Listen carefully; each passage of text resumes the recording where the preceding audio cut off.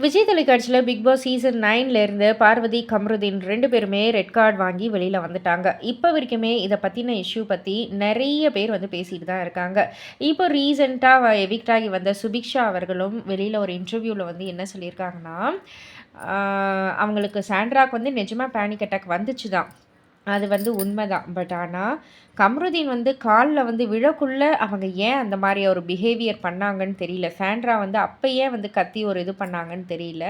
அந்த ஒரு பிஹேவியர் வந்து எனக்கு சுத்தமாக பிடிக்கல. அது வந்து கொஞ்சம் ஃபேக்காக தான் தெரிஞ்சுது அப்படின்ற மாதிரி சுபிக்ஷா அவர்கள், அதாவது கூட இருந்து பார்த்தவங்களே சொல்கிறாங்க. அண்ட் நிறைய நெட்டிசன்ஸ்கள் வந்து ஒவ்வொரு வீடியோவாக வந்து கட் பண்ணி நல்லா ப்ரூஃப் காமிக்கிற மாதிரியும் காமிக்கிறாங்க. இன்னும் சொல்லணும்னா விஜய் சேதுபதி வந்து ரெட் கார்டு கொடுக்கறதுக்கு முன்னாடி சாண்ட்ராக்கு 2 கண்டெஸ்டன்ட் தள்ளி தான் பார்வதியும் கமருதீனும் உட்காந்துருந்தாங்க. அப்போ வந்து இப்போ இவ்வளோ ஒரு 2 அடியில் உட்காந்துருக்கிற பார்வதி கமருதீனை பார்த்து பேனிக் அட்டாக் வரல. பட் ஆனால் மன்னிப்பு கேட்க வரக்குள்ளே வந்து வந்துருச்சா அப்படின்ற மாதிரி நிறைய பேர் திட்டிகிட்டு தான் இருக்காங்க சாண்ட்ராவை.